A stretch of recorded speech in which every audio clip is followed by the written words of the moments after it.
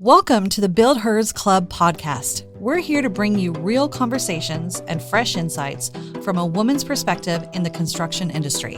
Each episode will sit down with incredible guests, female builders, designers, business owners, and industry leaders to talk about the challenges, successes, and experiences that shape our careers. Whether you're a seasoned pro or just starting out or simply curious about the industry, this is your space to learn, be inspired, and connect with a community of strong, trailblazing women. Welcome back to the BuildHERS Club, the podcast where we amplify the voices of women shaping the construction and built environment industries. My name is Teresa. And I'm Zanika. And today's episode is a powerful one. Our guest brings such a unique perspective to the table. She's a former elite, record-breaking athlete who went on to work at companies like Google and Facebook, studying how environments impact human behavior. And now she's a founder of McLain by Design's Interiors, where she creates space rooted in wellness, intention, and the human experience. Her journey spans athletics, design, tech, and the built environment, and it's all connected by resilience, discipline, and purpose. We're going to talk about how her athletic career shaped her leadership style, how design and construction impact how we live and feel, and why representation in these industries truly matter. This conversation is especially meaningful for the women and girls in our BuildHERS mentoring community who are navigating what it looks like to step into spaces where they may not always see themselves represented. So grab your hard hat or your headphones and settle in. Yay. Thank you so much for being here. We are so excited to have you. Yes. So let's hear a little bit about Erica. Let's read her bio so people have a good understanding. Okay. Erica McLain is an accomplished interior designer, speaker, and industry leader whose career spans design, education, and advocacy. As an Olympian, which, by the way, I'm just floored with, and I cannot wait to dive into that, and a professional member of the American Society of Interior Designers, Erica brings a unique blend of discipline, creativity, and leadership to every space and conversation she enters. With extensive experience in residential and commercial interiors, Erica is known for her thoughtful, functional approach to design, balancing aesthetics with performance, wellness, and real-world use. Her work reflects a deep understanding of how environments impact the people who live, work, and gather within them. Beyond design, Erica is a passionate advocate for women in the building and design industries, using her voice to educate, mentor, and inspire the next generation of professionals. She frequently serves as a moderator, panelist, and presenter, bringing clarity, energy, and meaningful dialogue to industry discussions. Whether on the job site, the stage, or behind the mic, Erica McLain is committed to excellence, collaboration, and creating spaces and opportunities that empower others. So I have to say, I didn't get your bio until this morning. So I literally steal that one. I chat GPT'd your name, and that's what popped up. So by the way, your internet What are they called? profile. I should know what that's called when, okay, so what is it called? When your SEO and your blah, like what's the chat the AEO? AEO, yeah. Yes. Okay, so That is how the my internet AEO sees game you. is on point. Oh, It is on point. can you, that's you. Right. That's like, Yeah. I know. But can you send me that? Yes, we sure One- will. I'm one- sorry. 100%. I was listening, I was like, that's me, but I didn't write that. I mean, yeah, that's pretty impressive, by the way. Oh my gosh. Okay, Well, so ChatGPT or my bio, but I mean, ChatGPT. Well, Yes. you. It's No. all Yes. you. well, You. and it was the internet chat. It wasn't on my phone, right? So Uh-huh. it was like the Google Chat GPT. So it we're on pulled- Gemini. Oh, yeah. then. So I okay, so pulled actually it up. let's give Gemini that credit. Yes, My yes. former boss. Yeah. Okay. So let's Yeah, start where with do we- Olympics. yeah, we because have to that start kind of with- shaped like, how I'm you did everything chomping at the bit. in your life. Like, was the discipline that it created. I know you and I've talked before, and my gosh, your dad won't shut up about you. So I've heard I more love about your you dad. before Your that. dad is awesome. Such a highly respected man in Oh. the industry. Like, oh. Anyway, so let's talk about. You're like, are we here to talk about me or my dad? It always goes back to my dad, but luckily he's only known as Erica's dad, so it's fine. Right. And most so circles. awesome. So let's start with kind of how that shaped into Google, and then how Google kind of shaped you into the construction and interior design. That's a big question. I mean, yeah, I guess the Olympic journeys was kind of my foundation for everything, but I think it was honestly really just, I didn't have that I kind of wish I had that traditional Olympic grit journey where this athlete's been like training their whole life. They've always wanted to go to the Olympics, blah, blah, blah, blah, blah. And like, and that's just what they felt like. For me, it was really more about just being curious about like my event was the triple jump. It's like one of the most highly complex events in track and field. It's that and the 800-meter dash, because you would think like, there's so much strategy that goes into it. But like the triple jump is so much about like physics and science, and just there's so much like biomechanics that go into just trying to understand how to do it. And it's one of those events where you typically peak later in life. So when I went to the Olympics, I was the youngest competitor in the field. And so it was just that, like I've always been technical, nerdy, curious, very studious in that event. And also it's a solo event. So it's really me against myself, and it's my mindset.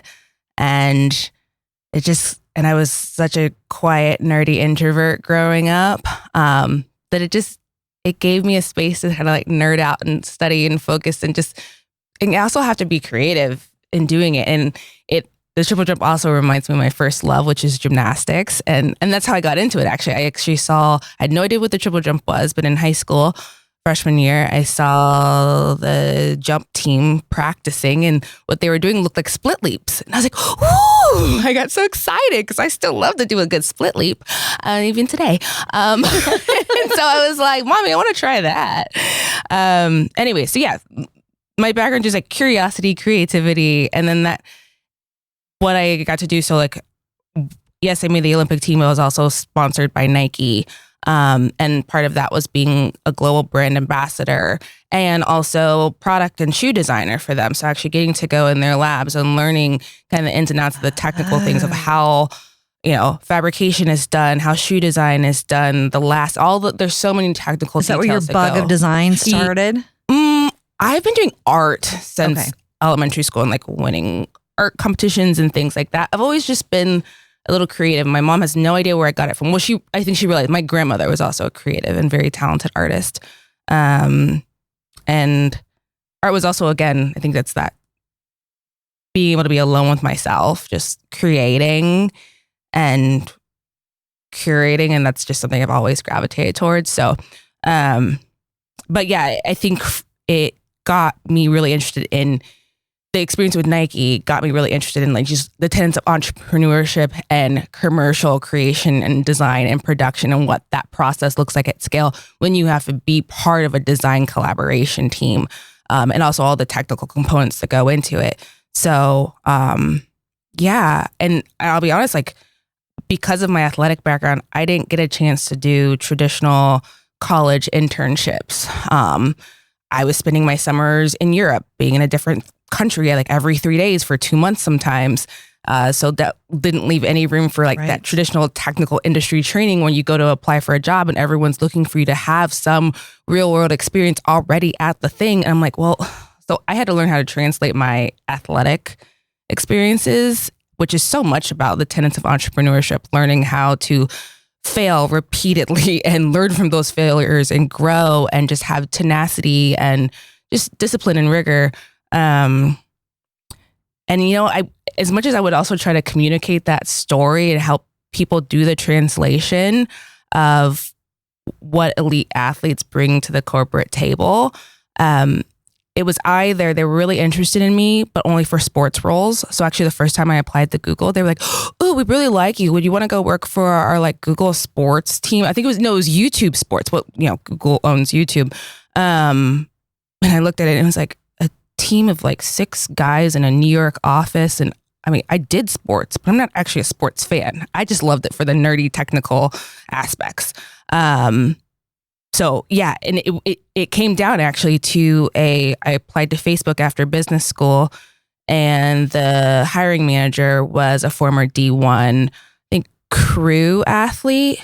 So she understood what we go through as athletes and was willing to take that chance on me and knew the translation and the benefit I could bring to helping to manage a team at Facebook. And so that was my entree, I guess. Oh, you got into it. Yeah. Into to another female athlete. Yeah. Another female athlete. Wow. Abigail. Thanks, awesome. Abigail.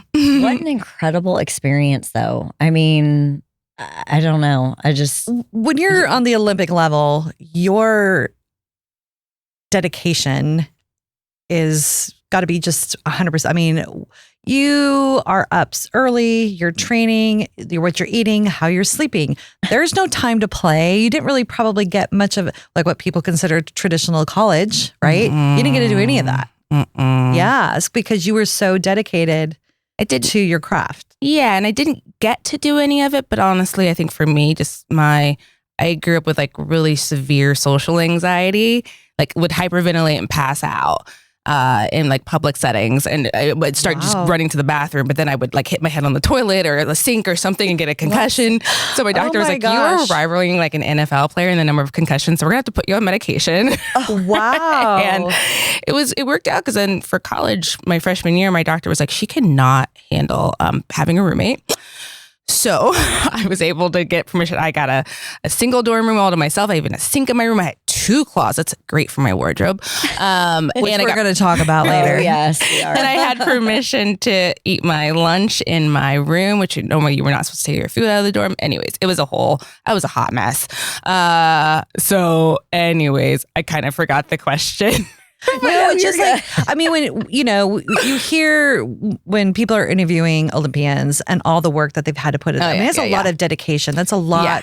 And that transferred obviously over into business school. And then, I mean, that's your foundation of kind of what your work ethic came from. Absolutely. I mean, I think it's work ethic, but it was also, I mean, it didn't do much for my social development, which probably is where the whole social anxiety came in. Because my first sport, I mentioned my first love is gymnastics. But I mean, really, I think starting at age 6, I think I was in kindergarten still, like I was starting to train 24 hours per week in the gym.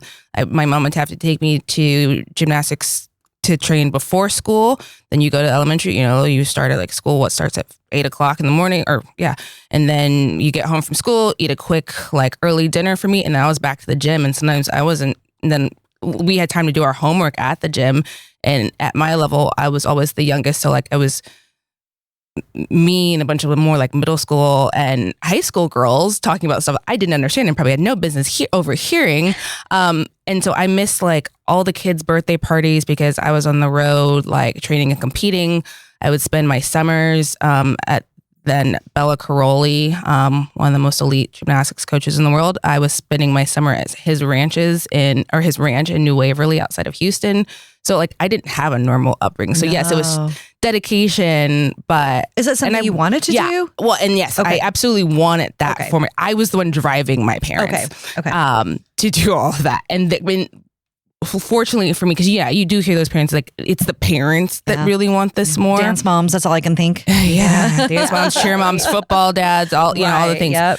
For my parents, it was always about giving me exposure to anything I wanted to do, which I think fueled, like, I mean, I had a very curious nature, but I think my parents really helped to, facilitate that curiosity. Their main thing was anything you say you want to try, you do it with integrity.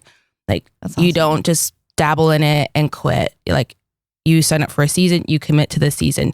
If you decide you want to get out of it, you evaluate the reason. And because it's hard is not a reason. Like you work through it, you learn, like you rationalize and then you bow out with, grace. And And so anyways, that was always the exposure that I had. So it was always me. I was the driving force. They were just like, do it with integrity. Don't be a wimp. That's awesome though. But yeah, so anyways, so and in gymnastics, I mean, after you're training that much, like you have time management, discipline. I think gymnastics is such a fantastic, outside of, there's a lot of other complications and things in the sport. There's a lot of toxicity in it as well. But in general, when done well with good coaches and whatnot, for me, it was a fabulous foundation. Are any of your kiddos in sports at all? Not yet. I have a toddler. Can't know if I feel like sometimes I feel like they're a little behind, but not really. I mean, my daughter's only about to turn 3 in a few weeks. My son will turn 5 at the end of April. Okay. So they're still little. Yeah. So they Is there anything dabble. he likes to like? Does he play like any, like little soccer or something like that? At his former Montessori school, there was a soccer program that came in and he loved it. Okay. And one day, like, oh my gosh, we were at the playground and he saw kids playing football and he was like, I think he even knew. I think he said, Mom, I want to play football. And like, neither of my husband or I are into sports. I'm like, how do you even know what that is? First of all. You heard that. And then I let it, we got him a football and he threw a good spiral. He was like 3. I was like, oh. You're not my kid because I have 0 hand-eye coordination. So. That's awesome. That's amazing. I do want to hear about like your Facebook journey and all of that, but I do want to ask like the social anxiety that you talk about. Did any of that carry into your adulthood at all? Like, do you have any?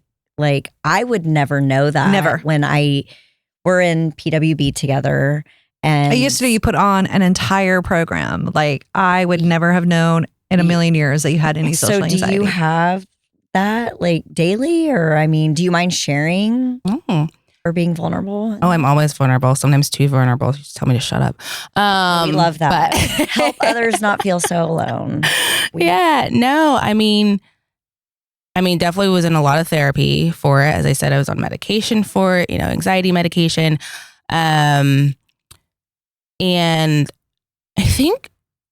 I actually really think when I kind of started to get out of it was maybe through COVID, because actually what I realized, so when COVID happened and they were like, you have to stay home. I was like, yay, the little like social, like, because, oh my God, being at like Google and Facebook was okay. Because I think, I don't know, the culture was different. It was okay to eat at my desk. We worked hard, played hard. It was, wow. Facebook was it fun? Beast. Yeah, it was fun, but wow, I was sometimes in the office from like 8 a.m. to 10 p.m. Easy. Okay. That was before kids. Yeah, it was definitely a pre-kid life. But people even who had kids, like the product managers and stuff that I worked with, sometimes their kids would come to the office, have dinner, because our food was fantastic. And anyways, wow. And then kids' wives would come and then they'd peace out and we keep going and partying and then, doing shots at the end of the night. Anyways. And what did you actually do for them? Like, what did you do there? So I was a product manager. So basically, product managers are kind of like the little mini CEOs of like your product area. So some product managers have a very engineering background. Mine was more on the like research and user experience side. So helping to like really understand how the product should be designed. And really diving in with our UX researchers to understand who we were designing for, and then helping to architect what gets built. Very cool. And was Instagram into play at this, or was it still in the development? I think when I started, Instagram was there. It wasn't as integrated, but one of the projects that I worked on, which I'm actually still so proud of, because I'm like, wow, it still looks like what I helped design. So the Instagram that people are playing with today and the whole UI and how you can, user interface, I should say, and how you do messaging within Facebook and how that's streamlined across Facebook Messenger is something that I got to help build and work on. And normally, I left in 2018 to go to Google. Or did I leave in 2019? Who knows? 2018. I don't know. Who knows? But my point is, normally a product design lifecycle has, and like the color schemes and whatnot, if it can last 5 years, that's great. 7 years, my God. So that's been, we're almost at 10 years, right? With that design, it got integrated to Instagram after I left. But we worked on that for a long time and that stuck, and I was so proud of it. I actually used to be one of the little bubbles. Like when you see like little faces that come up on like the promotional stuff, and when you're first sighting in and all the things, I used to be one of those faces. So it was cool. Really? Awesome. But anyways, I love it. So then how did you move from there into Google? How did I get to Google? I was working on some of Facebook's education team stuff, and then honestly just kind of got burnt out. I don't know if anyone has ever worked in education, but it's Is that where you I got on jaded. that side? Was yeah. Okay. And it was really frustrating. Because there's a lot of players at stakes, and you, as a product manager, designer, I want to do what's best for my end users. But obviously there's all these business constraints, there's governmental, legal constraints, there's ego, a lot of ego. And it got to be a really toxic environment. And I was like, and just, I think a lot of, I'm gonna be quiet. I had to go. I had to go. But yeah, sorry, you started to talk about like my social anxiety. I think during COVID, because what was hard at Google, especially because the culture was very different. Google's a much slower paced company than Facebook, which is why I went there, at least at the time. And because I was like, I'm ready to start a family. I can't do this Facebook pace. And everyone wanted to like eat lunch together, take breaks, and then go. They were all like, okay, we're going to meet at this cafe. Oh, that stressed me out. I hated it. I just wanted to get my food and eat at my desk and be left alone. You know, you can only say no so many times before people start thinking you're a biatch. And I'm like, I'm really not. I'm actually just afraid of you. Right. I know you're really nice, but I can't. My energy level can't. I literally can't. Your social battery is just very low. Oh, God. So when I got to stay home, I was like, this is the best thing for me ever. But then what I realized is I missed going out in the world and at least observing the world and observing people in the world, because I realized that was what was really fueling and a lot of times my creativity and my curiosity. Right. And I think I also started to realize and admit to myself that like, I feel lonely being like, I want to talk to people. I always, with this anxiety, I'd want to talk to people. I'd want to go. I'd look out my dorm window in college and watch people like socializing in the parks across the street or whatever. And I would just sit on my bed and cry. Like I wanted to go out. And so I finally had to just work to get out of my shell and be like, well, what is it that I want? How do I want to be social? And I would notice when I'm around things that I'm truly passionate about, like design, like I can show up and I can find my lane. And I think I had to just work towards owning myself and my own acceptance. So like my former therapist, and it took a lot of therapy for me then to put my art and design out there, because you know I was so also tired of judgment from the whole like athletic experience. But she just taught me like to say like this was like the first Instagram post that I finally make. So I was like, I didn't even want to share on Instagram, but it was just like, your opinion of me is none of my business. I love that. And once I can internalize that, I was just like, it was freedom. It was freedom. Yeah, because I wasn't now going out in social settings to like, if they liked you, who cares? If they didn't like you, who cares? Yeah. Yep. As long as I cared about me and then, yeah. And actually, oh my gosh, someone at the PWB meeting yesterday, she works for Reese Kitchen and Bath, and they hosted one of the recent D-Home magazine launch parties. And I just remember her, like we just met in passing, and she gave me the kindest compliment. And it's along these lines. She just stopped me randomly, and I was just walking around doing my own thing there. And she was like, she's never met me. She was like, I just have to say, like, your energy, like you really own who you are. And it is so beautiful to see. And like, wow. Was that Courtney? Was she in a flower dress? No, her name was, oh gosh, it begins with a J. I'm like, not Janine. She gave me her card yesterday, but I remember her name began with a J. And actually I was supposed to go to one of their events the next day, but it touched me so much that she could just see that like I was able to own being comfortable in my own skin. I wanted to like write her a handwritten note, but then I wasn't able to go to their event the next day because life. But then I saw her at and I was like, wait a minute, I recognize you. Your name begins with a J. And she was like, oh yeah, I'm such an, and I was like, you gave me the best compliment like I've ever, like that to me is, yeah, because I think that is what has helped me get out of my shell. And now most people think I'm an extrovert. Who knows? See there's something so powerful in coming up to a woman when you feel that and giving them that compliment, right? Because it comes out of left field and it just makes you like, you're just like, wow, because you see yourself in a way and you're confident and you love yourself. But like when someone else comes up and says that to you, you're like, you know what I mean? Yeah, and it was weird because like it was not even, she's never even heard me talk before. She just literally, I was just like, wow. Yeah, that's amazing. But you know what? You do own yourself. So you own your style. You own everything about you. and you're very unique.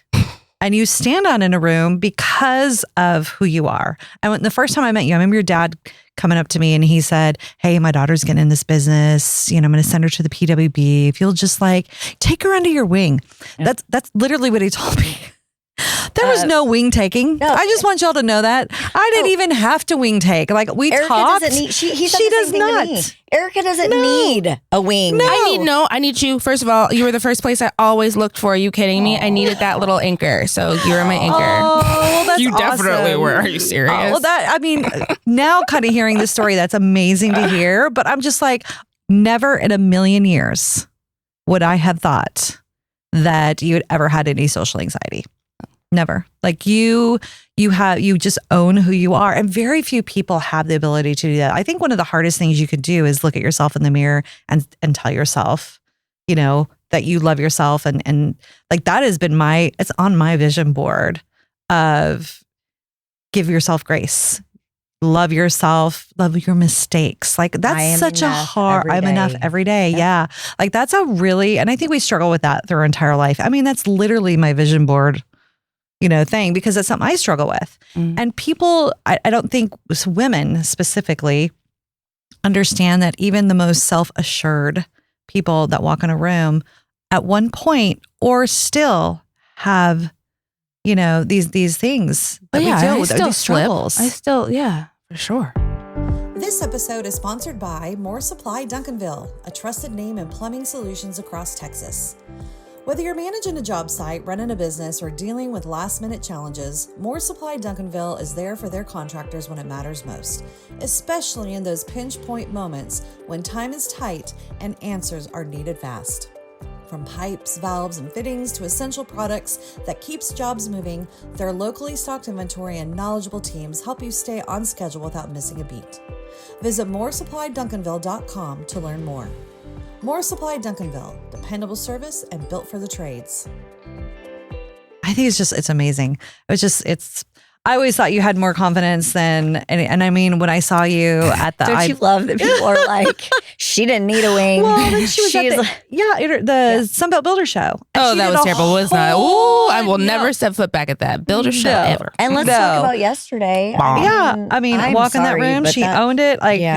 Girl, impressive. What you're saying, let me tell you, you've come so amazingly far. But we got to talk about your style. Oh, yeah. My gosh. Yes, especially because you're so passionate. And if you're listening to this, you need to go to video and see how immaculately put together this woman is. She's so stinking cute. Every day she comes in, I'm like, where'd you get that? Oh, Japan. I'm like, what? Yeah. Okay, so let's talk about how you put this together.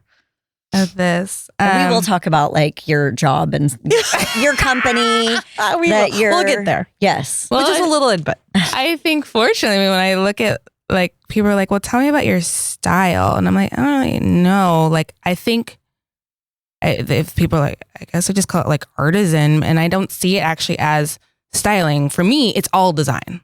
Life is design. I would call it the Erica McLain style. Oh, that's what I'm calling it. I just say I'm a designer. I design everything in from life. When you were a little kid. Did you always have this? When I was a little kid. But yes, in the sense that I see style and design as self-expression and what makes me comfortable and happy and what I want to express. As a kid, I was wearing baggy jeans and my gymnastics t-shirts. I didn't want to be dressed up. It was a fight every Sunday. I don't even know why my mom even tried to put up the fight about putting me in a dress. I was like, God does not care what I wear. He just cares that I'm here and I'm operating as a good person.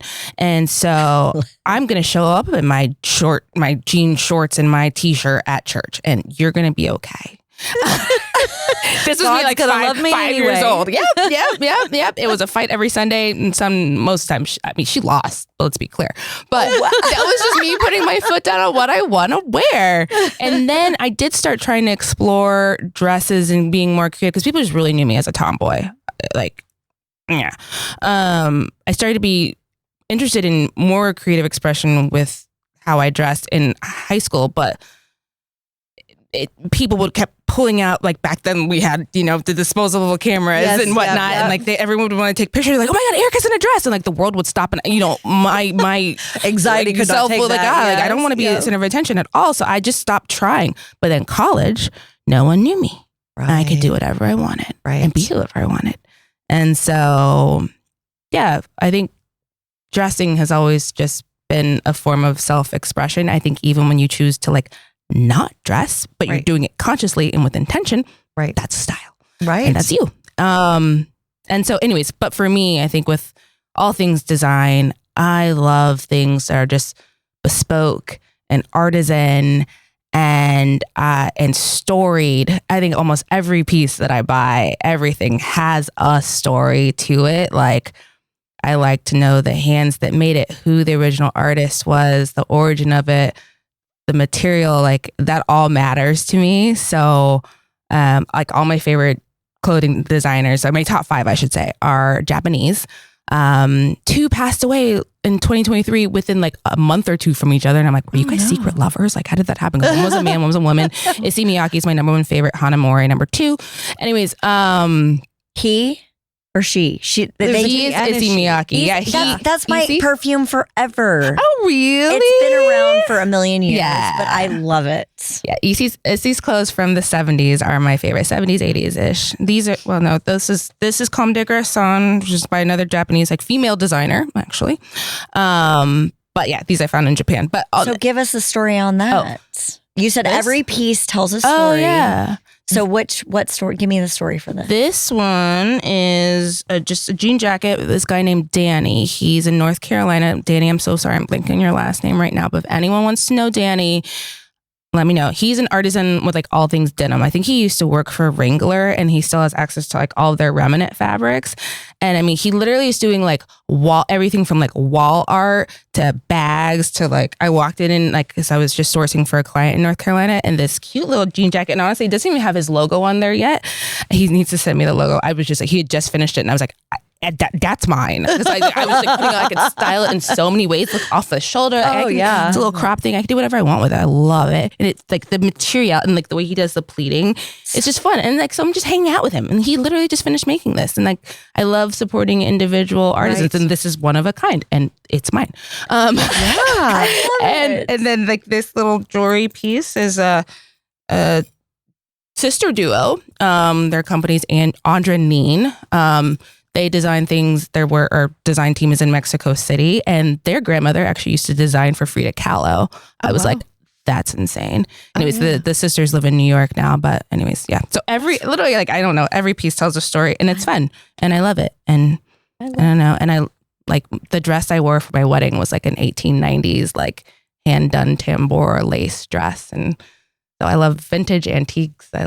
That's amazing. I just love mixing, and I love that when I show up, no one is going to have. They might have my underlayer, my little little Alice and Olivia bodysuit, fine, but but they're not going to have any other piece. It's very unique to you. Well, and that even then ties into your design world. So tell us how you started your interior design company, and like what made you go from, I mean, literally Olympic background, business, Google, Silicon Valley, and then hey, I love design, so I'm going to start obviously you got the whole kit and caboodle, but how did that get going? I think I think when I look at how I've landed here, when I didn't even know what an interior designer was until it was while we were building our house here and we were still living in San Francisco, but our builder paired us with the interior designer that they work with. And I was like, well, hey, here's my architectural floor plan. Here's my design selections. And coming from a tech background, everything was like automated and auto-calculated and blah, blah, blah. And the interior designer was still like flipping through like PDF printouts.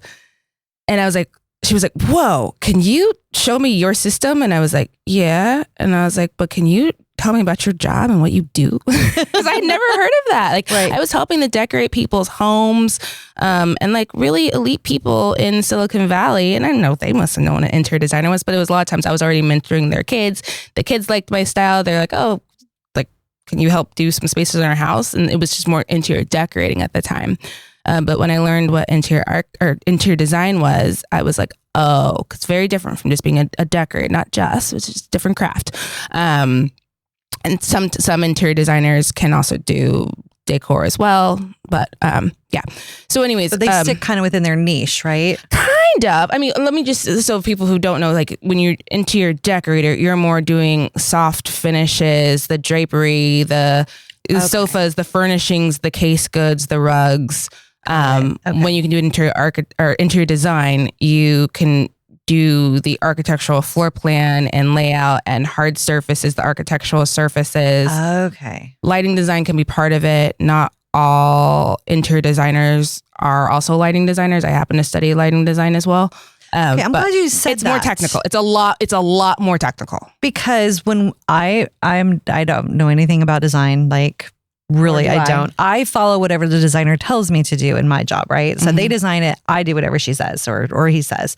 So the fact that you kind of did the difference between an interior decorator and an interior designer, I thought they were in one. Like that is always my conception that they did that. The industry, it's really a blurred line, and it's kind of frustrating. I'm personally just getting over the terminology. I don't care. Some people will fight for it. I used to want to fight for it. Now I'm like, it doesn't even matter. I just own what I do.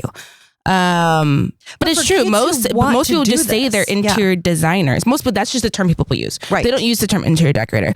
It has gotten the stigma of being inferior, but it's really not. I mean, also being able to do like technical layering and knowing how to drape and like the layering is how it all comes to life and comes together, and how it becomes from a house to a home or a nurturing office environment. Like that's really important. And yeah, anyway, so that's actually, that led me to how I got where I'll tell you in a second. So anyway, so when I learned what it was, I was like, oh, I'm going to go get a PhD in environmental psychology, because to me, it's all about how spaces make people feel, how they change your motivation. And I've studied neuroscience since high school. So like, and a lot of different, non-traditional therapies, music therapy, equestrian therapy, color theory therapy. Design. I can just like hear all that. You're like, I'm going to go study the guts. Yeah. Figure out how to apply it. 2700 Kelvin. Lumen is the brightness. But hey, lumen. Yes. It's not just wattage. People are like, it's wattage. No, it's Kelvin. I meant Kelvin. Your lumens. Yes. But yeah, so to me, that's the most important part about design, is how it makes people feel, how it changes your motivation, how it improves your health and well-being. And that's why partly like how I even kind of got into design, even as a kid, that art and design was my own therapy. It was making sure that I would always walk into a hotel room, even as a 10-year-old in gymnastics, and I'd reorient something to help make it just more conducive so I'd sleep better and get ready for my competition. That's awesome. And so anyways, but then I was like, okay, I was already researching like environmental psychology PhD programs. I had selected UPenn. I was starting to like pull all the things I would need for the application. And I was like, wait. Let me double check what it means to be a true interior designer. And I was like, oh, nope. I'm going to go back to school to study interior architecture and outsource the psychology stuff for now, which is what I did.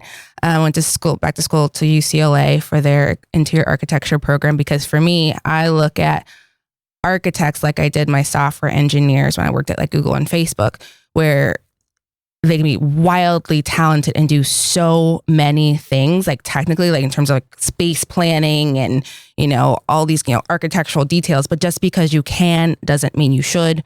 Okay. And I say that in the sense that a lot of times they're more connected to their craft and not the person and people using the space that they're designing. Right. And don't get me wrong, some architects can, some software engineers can, but it's not usually natural. And even at Facebook and Google, oftentimes the research programs and research trips that I would go on, where we're like traveling to, let's say, Australia for 2 weeks to really meet real users and be in their home and learn about their communication needs that we're designing for, they'd be like, we don't need any engineers to go on the trip. I was like, no, excuse me. If I'm going on this trip, at least 1 or 2 engineers ideally is coming with me, because this knowledge needs to be this is an experience to be had firsthand, not read in a report later. Yep.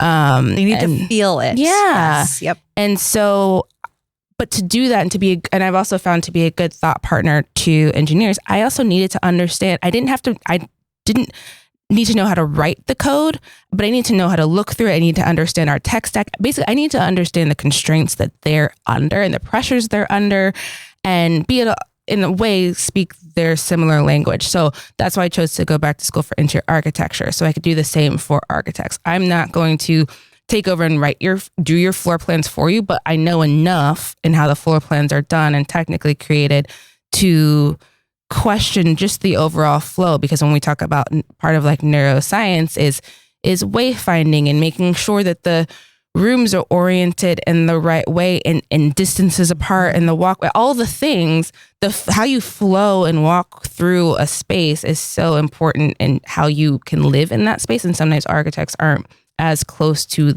that human experience. Okay, so that makes sense. That makes sense to me. And it was funny because my daughter has she's on the spectrum. And so when I was redoing her room, I was going to put her bed away kind of from the door. Mm-hmm.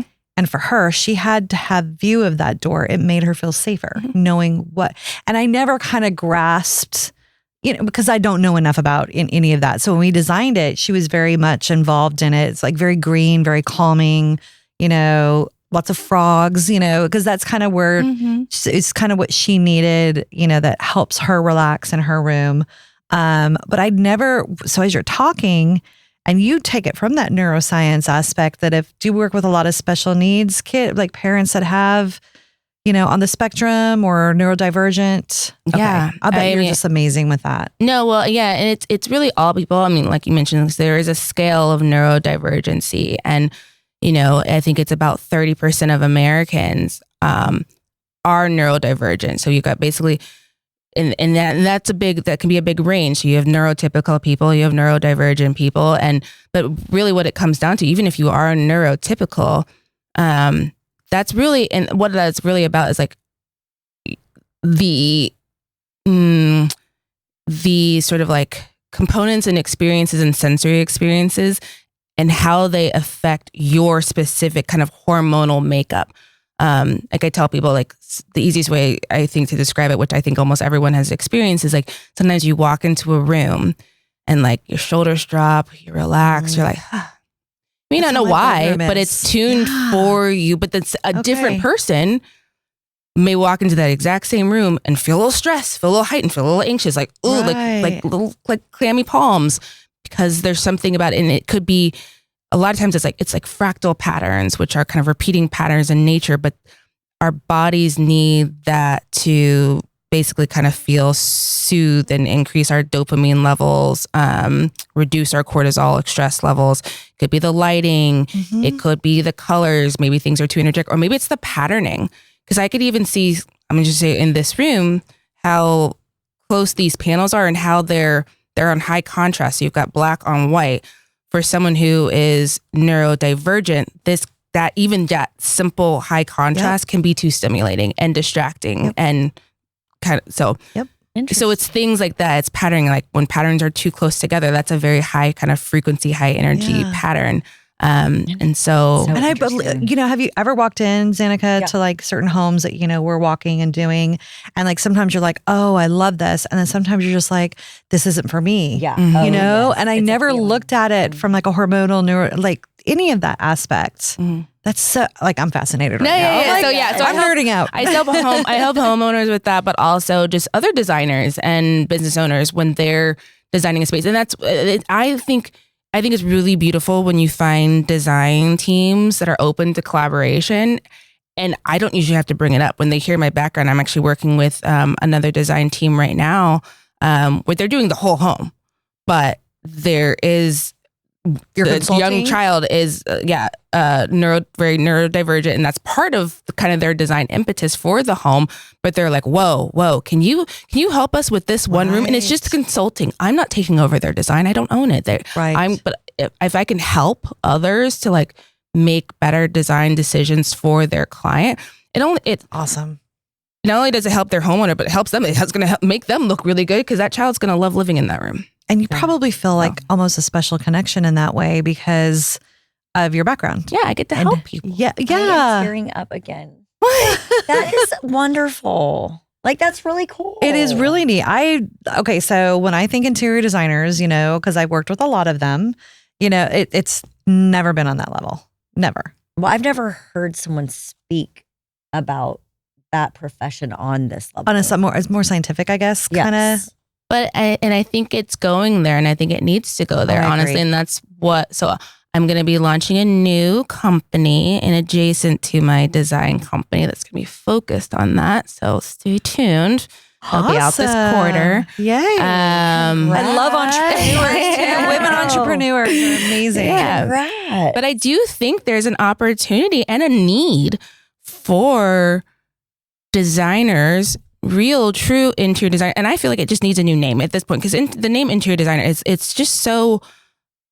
It's everything from the housewife for free time who likes to play with pretty things to a more technical designer who really knows all the codes. And there's just so much in technical things to know. There's a lot to know. There is. I don't know, but that's why I'm kind of trying to get over the terminology and the name, because it is what it is. Right. But what I think I don't care what you call it. What needs to happen to me is like, there should be a space and there should be a requirement almost, both from a sense of sort of integrity and just social well-being for homeowners and anyone hiring a designer, to expect them to do more. They should be like clinicians.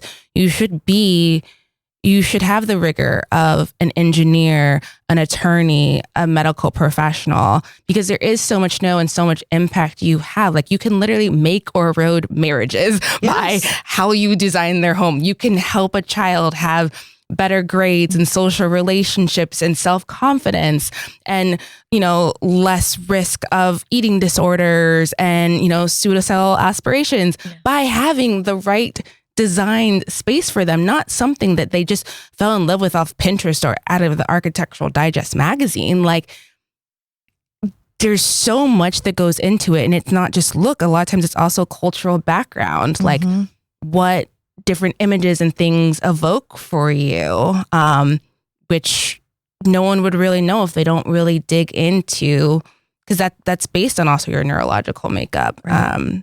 Like in generationally so. And it may not impact you on your conscious level on the day to day, but it does on a subconscious level. Mm-hmm. Do you have 8 million people like calling you, texting you, emailing you? Like, I bet you need to I'm sure hire... your name is getting out there now. Oh, like, no. I mean, like, I need you in my life. Like, who doesn't need Erica in their life? I know. Like, I'm just saying, like, I bet you're so busy you don't even know what to do with yourself. Well, and you're starting your second company, of course. And you have 2 young babies. Yes. Well, the second company is intended to help with that, because I don't want to be... There's a handful of designers out there that are really starting to understand this knowledge and responsibility that we have and kind of the power and impact that we're able to make. But we're too few and far between, and that's not going to scale.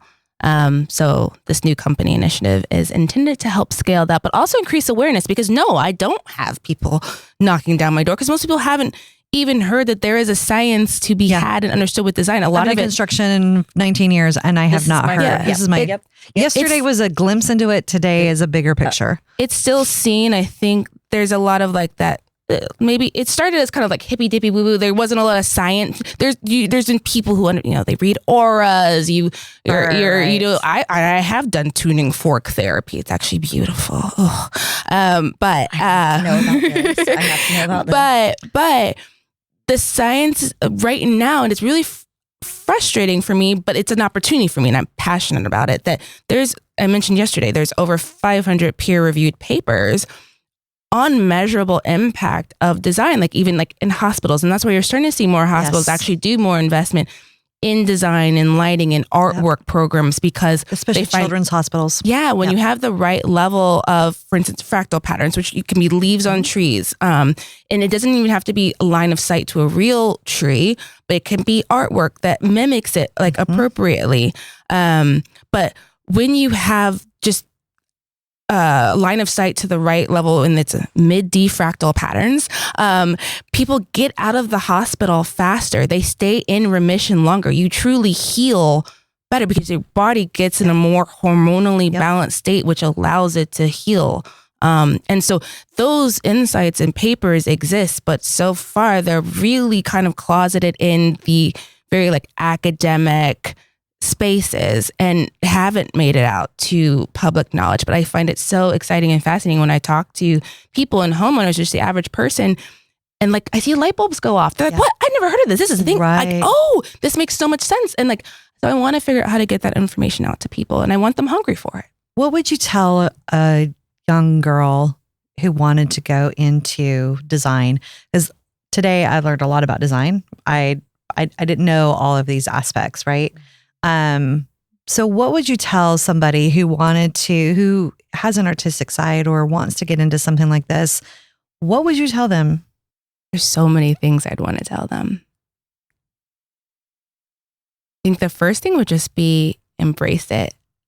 Okay. Do it. Obviously kind of if you find someone that is doing what you love, reach out to them. Don't be discouraged if they don't get back to you or they ignore you or whatever, because they have to remember that is a reflection on that person. They should be proud of themselves for even making the outreach. And then move on. Like if they're not getting a response from that person, that's okay. Just keep digging and find the courage to put yourself out there. Because I think for me, the hardest thing about even getting started as a designer publicly was I have to put my work out there. Yes. And it is, art is subjective. And it should be. Art should have a point of view. It's not intended to be for everyone. Right. And that's important. So there are going to be some people that hate it, some people love it. And guess what? If you get to the point where some people hate it and some people love it, you've nailed it, because you can't, to be successful in art, you cannot be middle of the road. Like you have to stand for something, and that's scary because you got to take a lot of criticism. And honestly, I think also a lot of, creatives, like that's your heart, your heart, your mind. Those are the physical tools that you're working with. And when people hurt those, it hurts your ability to kind of do more output. So I still struggle with that. But what keeps you going? What keeps you, just your passion for design, or like what keeps your head right with all of that? When somebody doesn't like what you do, if they don't like something that you've presented, how, like you said, they're going to like it, they're going to love it, right? Or a friend says it, because most likely the person you're designing for is going to love it because it's specific to them. But if you get any sort of criticism, how do you handle that criticism? Well, I think one thing that does help me and keeps me grounded when you say designing for, like I really look at it as more like I'm designing with. I'm getting to know you, your psychological makeup, your motivations, your true inner needs. And so I think actually then I don't actually run into that now so much, because it's in terms of like, oh, they don't like, because it's not really subjective. I'm more like I'm making science-backed recommendations. You can obviously take them or leave them, but my goal is just to show you how different decisions and curations and selections that we make may impact you, short-term, long-term, et cetera, on a variety of different scales. So I think what keeps me going is just knowing that there is a power of design to truly help heal people, influence like better social connections and just social productivity, but also collective relaxation and better sleep. And so it's that part is the exciting part. I'm actually even less now, and with this new company initiative, I'm gonna be moving away from design for a while, and I have to, because I can't do both.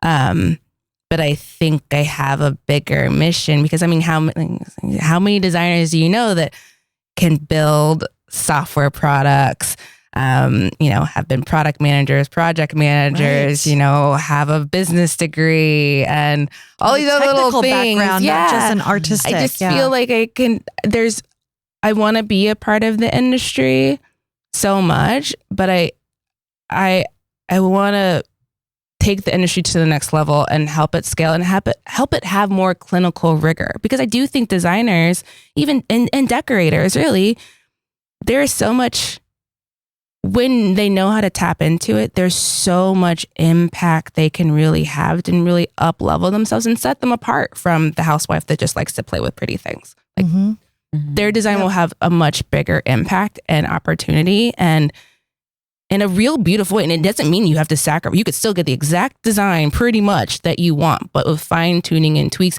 And even comes down to, and that's why we didn't touch on the building science part, but that's also why, I'm a part of the Dallas Builders Association, is because I want to make sure that my designs and what I'm doing on the interior is not putting lipstick on a pig. I want to be able to walk out at a job site and be like, hey, are the cables tied correctly? Is this like foundation being poured, in the right way? Are we doing the HVAC systems, on the interior, not in a hot attic, so that like this home is going to have proper ventilation and airflow, so each room will be appropriately comfortable, like things like that. Like I want to know every aspect because everything layers into the end experience that the person has living in the home or the building.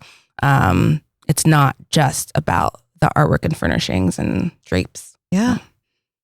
Oh my gosh, we're going to have to write. Yeah, I know. I could ask and talk for long, we're going to have to end it up here. Yeah. I think we should end it with her quote, the one that she started with. Okay. I love it. The very first one the very first Instagram post that you did. Oh, I think I love it. That 100%. is what we should end this with. And before we do, I just want to say thank you so much for taking the time out today. I know you're so busy and you got littles and everything going on. We could talk to you for 18 Yes. days. And it's just so great to have you on the podcast and in the industry and get to know you a little bit better. And this has been amazing. Thank for you sure. so much. And we'll have to have you back on to talk about the new business later. Yes. Because that would be absolutely amazing to do that. But go ahead, take us out with what was the first post you ever put on Instagram? Your opinion of me is none of my business. I love that. I think when people think about that, just take some time, sit with it, go to my Instagram, look at the post. It's just a little black and white, little simple post. But when you can take that to heart, you can find that quiet space inside yourself to really kind of think about and just own who you are and remember that the reflections that people put out, the opinions that they give out onto you, it's not actually about you. Right. It's about them. Right. And oh my your gosh, business. I think if teenagers today could just envelop that and embrace that would be amazing. Agreed. All right, y'all. Well, thank you so much for being here. We appreciate you. Yes. Until next time. Thanks. Love ya. Love you. Bye. BuildHERS Club is a production by Monarch Media Hub. Recorded and edited by MZ Studios and executive produced by the amazing Abigail Thompson. Hosted by me, Teresa Williams. And me, Zanika Scusa. If you have a topic you want us to discuss, message us on Instagram at BuildHERS Club. Or email us at hello@monarchmediahub.com. That's HELLO@monarchmediahub.com. And as always, when commenting, please use grace. We're here to build each other up.